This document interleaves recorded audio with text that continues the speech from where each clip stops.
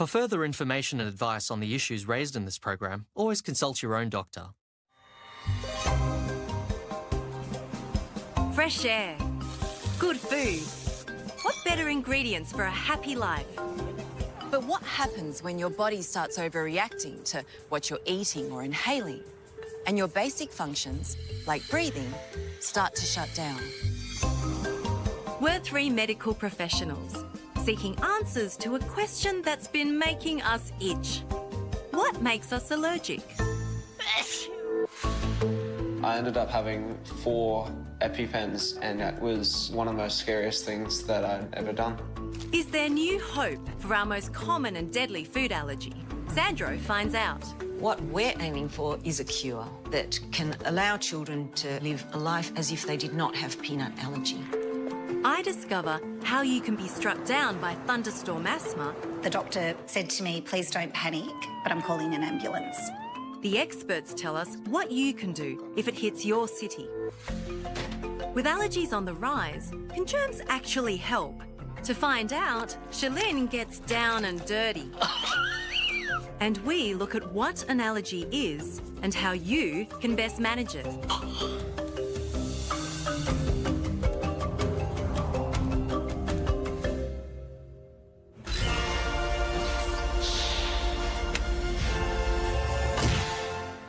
Before I get started, we're going to need to accept some pretty difficult truths. So if you're eating right now, I recommend you stop for the next couple of minutes, because it's time to talk dirty. Not that kind of dirty. I mean these guys, germs, microbes, you know, filth. Take these 4 items that most of us use every single day. A computer keyboard, a TV remote, a mobile phone, and a kitchen cutting board. All items you'll be horrified to know are commonly covered in up to 10 times as much bacteria as your toilet seat. Now, to be clear, they're not necessarily covered in the same kind of germs, so I'm not suggesting you start chopping tomatoes on your loo, but the point is, our world is literally swimming in germs.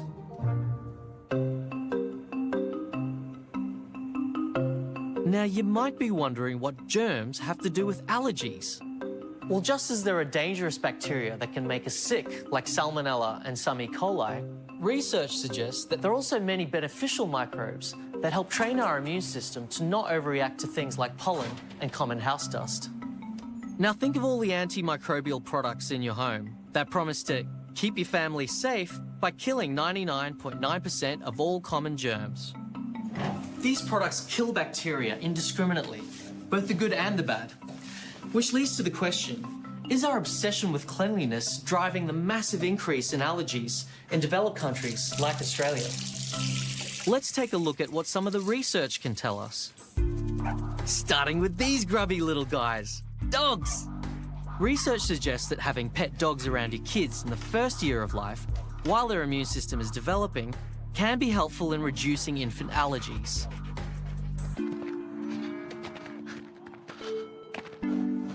Staying with this theme is another bit of research that compared city kids who grew up in urban environments to rural kids who grew up on farms. The study looked at 10,000 adults in 14 countries and found that people who lived on farms from birth to age 5 are 54% less likely to suffer from asthma or hay fever as adults. While it's unclear exactly what it is about the farming lifestyle that causes this, some researchers believe a key reason could be the bacteria found on farms. There is evidence that suggests that the bacteria found in soil and dust on farms can actually help prevent the development of allergic asthma in kids. However, this doesn't make the battle between clean and dirty clear-cut, because good basic hygiene practices remain crucial for minimizing contamination and infection from harmful bacteria. Man, it's like sandpaper. But our industrialized inner-city lives are clearly lacking something important, or have exposed us to something new. This is supported by population-level observational studies in Europe that have led to new theories that changes in lifestyle, nutrition, and environment that come with rapid urbanization play a key role in the widespread increase of allergies. So I'm not suggesting that urban dwellers pack up and move away from all the good and useful things that come with living in the city. But I would argue that we should all let a little more dirt into our lives and embrace the grubby great outdoors.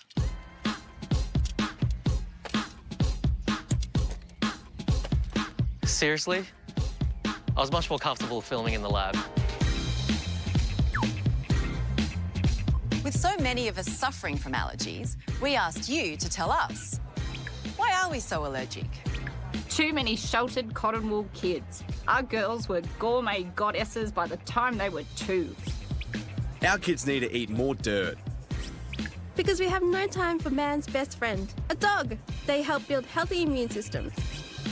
Too much processed foods. Gone are the days when Mum made everything.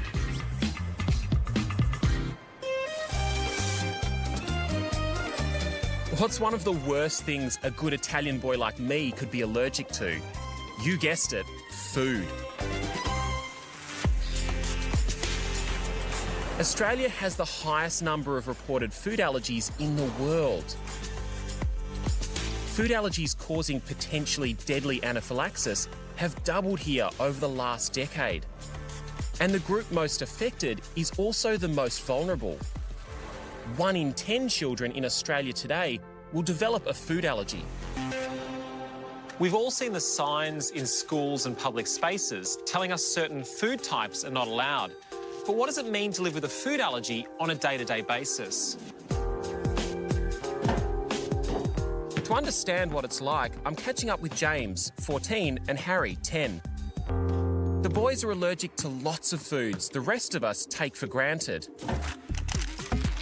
Like eggs, some nuts, milk, sesame and fish, and even kiwi fruit for good measure. Making the weekly shop particularly tricky for Mum, Wendy.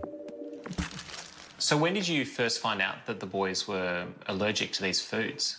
When James was 4 months old, he had bad eczema, and there's a link between eczema and food allergies, and so the doctor thought he should have some skin prick tests done, and we found out that he was allergic to foods.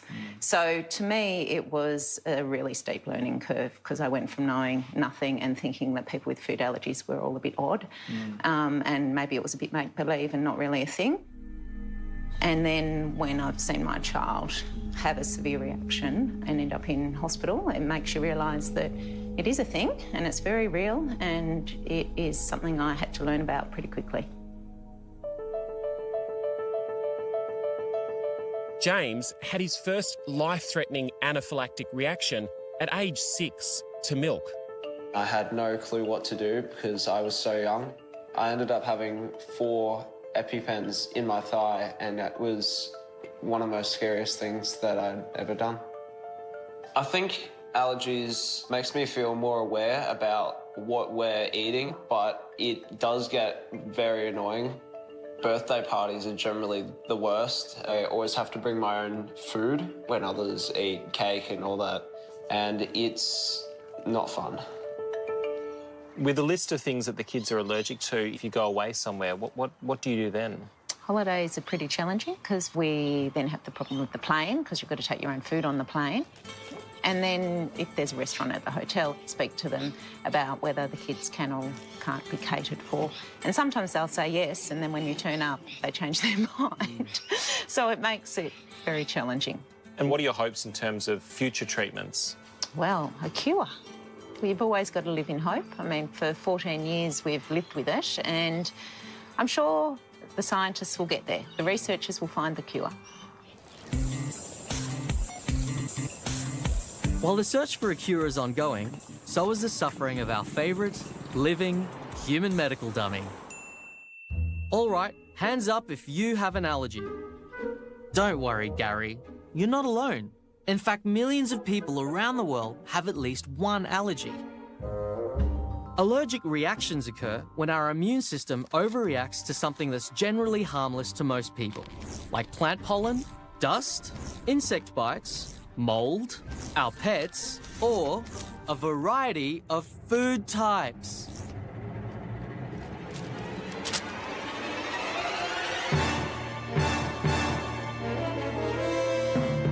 Gary, You're covered in hives.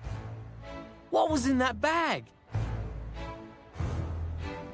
Ah, you're allergic to peanuts. How convenient for us.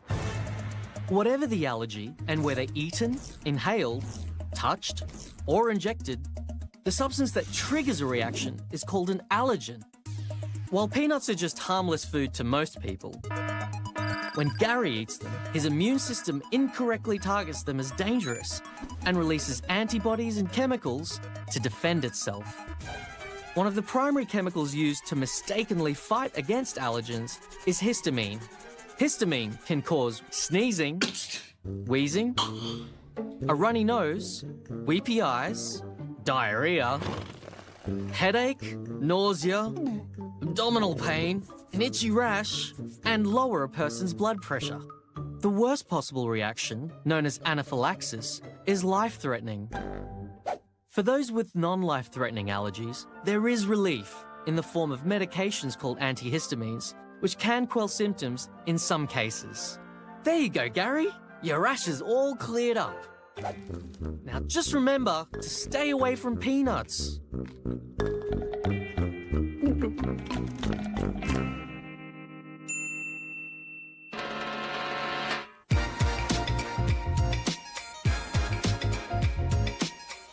Did you know that certain proteins in food are similar to the parts of pollen that trigger allergies? That's why, if you're allergic to grasses, you're more likely to get an itchy, tingly feeling in the mouth and throat after eating these foods: cucumbers, melons, oranges, and tomatoes.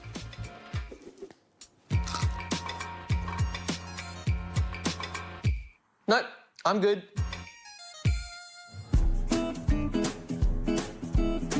So what can you do if you think you have a food allergy? To find out, I'm catching up with an expert to learn about skin prick tests. Jeff Ford is a paediatric doctor who has specialised in allergies for the last 25 years. He's also a fan of the blues. Dr. Jeff has invited me along for a test with 11-year-old Dexter. He's checked every 3 years to see if he's outgrowing his allergies or not. So we're going to have another look at peanut, but we might have a look at a few of those other things that you're allergic to as well. Yes. Grass pollen. Mm-hmm. Maybe your old friend the cat. Oh. Not the cat. No. Anything but the cat. OK, so we need to write a few numbers down. The skin prick test involves dabbing a drop of allergen extract onto your arm. So we've got house dust mite. And then pricking that layer of skin. So did that hurt? No, it's just like a little prick. If you are allergic, your skin will react with a small red hive or bump within about 15 minutes. OK, so now we've come to the measuring stage, now that the 15 minutes is up. So we measure them the widest diameter in each direction. Look at that one. Yeah, we can see some reactions happening. Notably, the peanut hasn't gotten better at all. The good news is children can outgrow their allergies by the time they're 18. Why this is the case is unknown, but at least for my buddy Dexter, there's still time.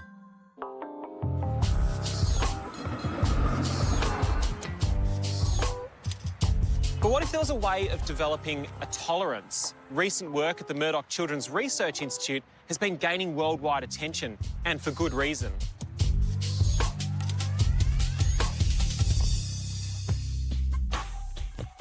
Professor Mimi Tang is Group Leader of Allergy and Immune Disorders at the Institute. She also likes going to the movies. So, Mimi, what motivates this important research? As a doctor, I was seeing more and more children coming in with food allergy problems, and at the moment it's frustrating. We can only say to them, well, just avoid your food antigen. And that isn't very helpful, really. And what's the objective of the research? Well, I'm really hoping that we can identify a cure for children with food allergy, working with peanut allergy as the first step. Peanuts are the most common cause of death due to food allergy in Australia. Finding a cure for peanut allergy could save countless lives worldwide. So what did you do in your original study? So what we did was we combined a probiotic bacteria together with peanut. So when the immune system saw the peanut antigen together with the probiotic, it would then be encouraged to develop a tolerance to the peanut rather than respond with an allergic reaction. Sounds sciencey, right? Let me break it down for you. Probiotics are good bacteria that everyone's immune system likes. Peanuts, not so much. If you take these good bacteria together with the problematic peanut, over time, the hope is your immune system will stop seeing peanuts as the enemy that warrants an allergic reaction, but as a friend that it can tolerate. 62 children with peanut allergy participated in Mimi's trial. At the end of the trial, more than 80% of children who received our active probiotic peanut treatment were able to go home eating peanut, as compared to only 4% of children in the placebo group. Impressive results, right? But it's not as simple as eating probiotic-packed yogurt and some peanuts. So please don't try this at home.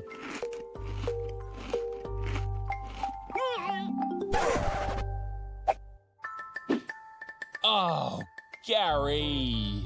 There is still a lot more clinical testing that needs to be done.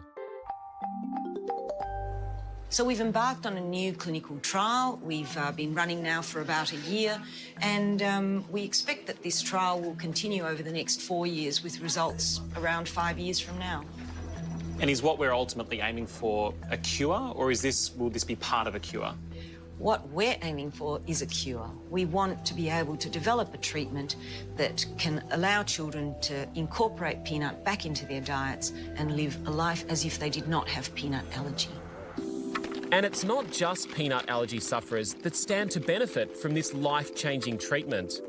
If you're like James and Harry, living with other food allergies, there's hope for you too. Mimi and her team believe by pairing the probiotic with other problem foods, like milk, egg, or shellfish, they could cure these food allergies as well. Although an effective treatment for this widespread problem is a long way off, Mimi's work with peanut allergy is leading the way for other food groups and providing hope for those who have suffered for so long. Peanut allergies are incredibly common, and that got us thinking, what are you most allergic to?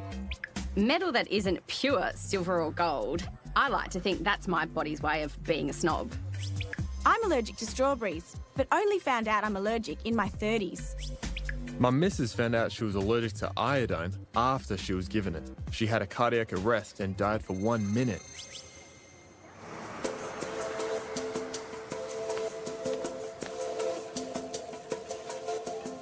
As a doctor who spends plenty of time in the emergency department, I've seen the frightening effects of asthma. In the spring of 2016, the city of Melbourne experienced a freak storm that turned into a devastating health emergency. It triggered a huge increase in the cases of asthma and also caused several fatal attacks. So how did this occur? And what can we do if this happens again?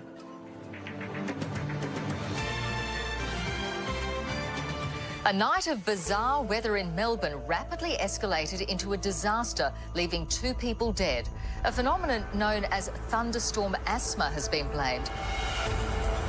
As the storm rolled across the city, people gasped for air in what was the world's most devastating outbreak of thunderstorm asthma. Almost 10,000 people rushed to Victorian hospitals, struggling to breathe. As we go to air, 4 people have died and 3 remain in a critical condition. Calls to 000 increased by over 500% compared to an average day. By nightfall, the city's emergency services were pushed to breaking point.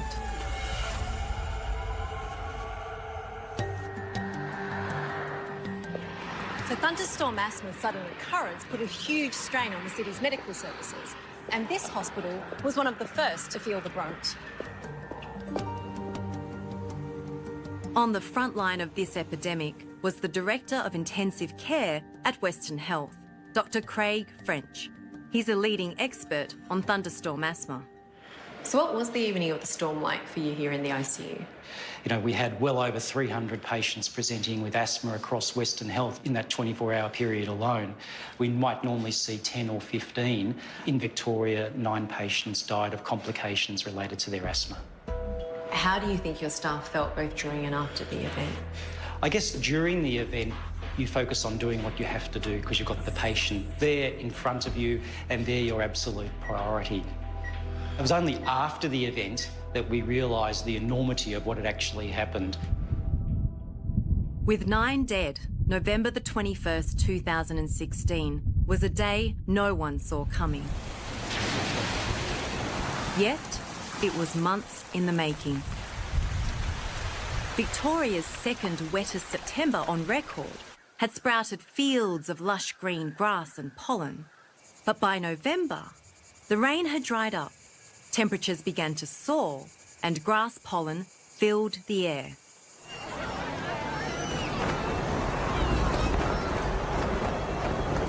That day, as the storm clouds gathered and the winds picked up, vast amounts of pollen swept into an unsuspecting city. It was the perfect, deadly storm. So explain, how does thunderstorm asthma in particular actually work? It requires a number of factors occurring simultaneously. When it's very humid, pollens can expand, and when they expand, they can explode, and they release lots and lots of tiny little particles. Now, normally, pollens can't get into the lung. They're too big. But these little particles can be breathed in, and they go all the way down into the deepest part of the lung. And when they get there, they do damage. They set off a major allergic reaction causing severe asthma.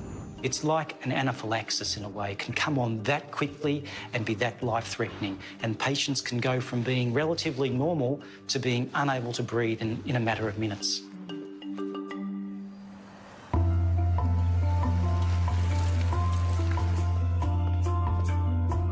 So one of the scariest things about thunderstorm asthma is that it can strike people that have never had asthma before. And that is exactly what happened to this Melbourne family when their 6-year-old son William fell critically ill. When William's dad, Lockie, was called to pick up his son at school, he thought he had a bout of gastro. But when Mum Natalie got home, she knew immediately something more serious was wrong with her little boy. So what made you decide to see the doctor in the end? Well, Wheeler was very, very listless and then all of a sudden went into the bathroom and was sort of, you know, heaving into the toilet and came out and said, Mum, I feel like I can't breathe. Can you take me to the doctors? OK, so what happened from that point?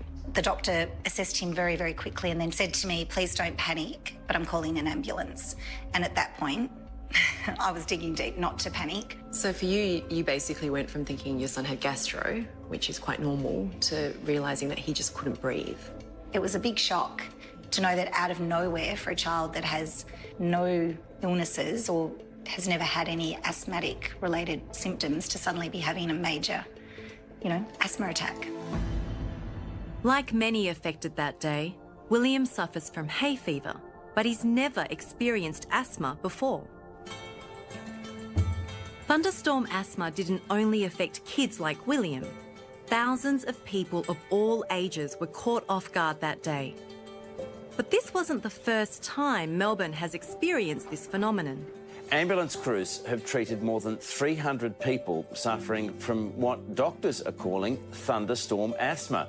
2010 was the last time Melbourne was struck by this epidemic, and it's been hit twice before, in 1987 and 89.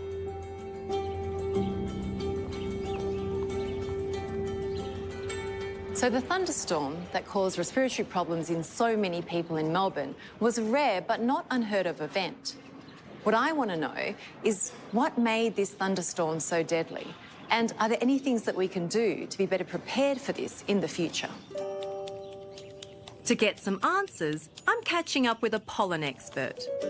Associate Professor Ed Newbegin is from the School of Biosciences at Melbourne University. He also quite likes hiking. So, obviously not every thunderstorm causes thunderstorm asthma, so... No. I mean, that'd be terrible if it did. So what are the bits that put that together? Sort of what happens? There must be something about these thunderstorms, but it's very hard to identify common themes. So there's a factor X, if we like, that we still don't understand, that distinguishes some thunderstorms as causing thunderstorm asthma, and a lot of them don't cause thunderstorm asthma. So while we know what happens to the body during thunderstorm asthma, understanding what this factor X is will enable us to forecast when the next one might hit. The other thing that's essential for forecasting thunderstorm asthma is knowing how much grass pollen is in the air. That's where this pollen counting machine, the Burkhardt spore trap, comes in. Hear that? Oh my gosh, I haven't heard that sound in ages. That's Yeah. beautiful. Clockwork. So how does the pollen get in there? Got just a little entrance there, and there's a very simple motor down there. So it's sucking the air in. And then That's great. this is just moving past the entrance, and we get a trace of pollen coated down there, and we just take out the slide and stain it, take it back to the lab and count it. Wow. It's a real counting process. Aside from forecasting, the other thing that's crucial to understand is who is most at risk when one of these deadly thunderstorms hits. As we've discovered, thunderstorm asthma not only impacts asthmatics, but hay fever sufferers as well. About a third of people who experienced thunderstorm asthma on that night had never experienced asthma previously, and that's a really frightening thing. So the next time one of these thunderstorms rolls through, what can people do to try to prevent it being quite as terrible as it was last time? Well, if they're an asthmatic, having an asthma plan, trying to control their hay fever, and much the same way as people put sun cream and wear hats and so on to protect themselves against UV irradiation, people have got to take the same sort of steps at that time of year, when the grasses are flowering, to minimise the risk that they might face from their allergies generally, and particularly thunderstorm asthma. So what steps can you take now to be better prepared? Number one on your list, if you have hay fever or asthma, is to see your doctor to make sure you're being properly treated before spring arrives. And if a high pollen count and a thunderstorm are forecast, try to stay indoors. The Victorian government has also now budgeted $15.6 million for better treatment, education and research into the thunderstorm asthma phenomenon.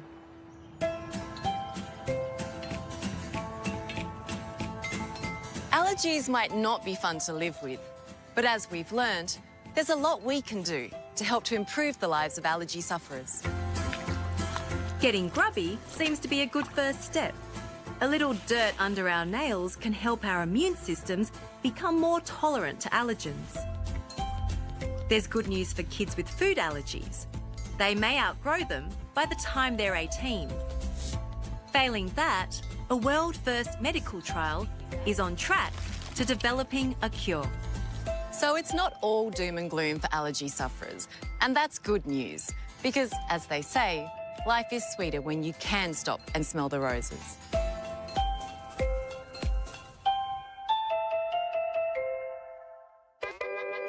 Hope you're feeling better after the peanuts, Gary.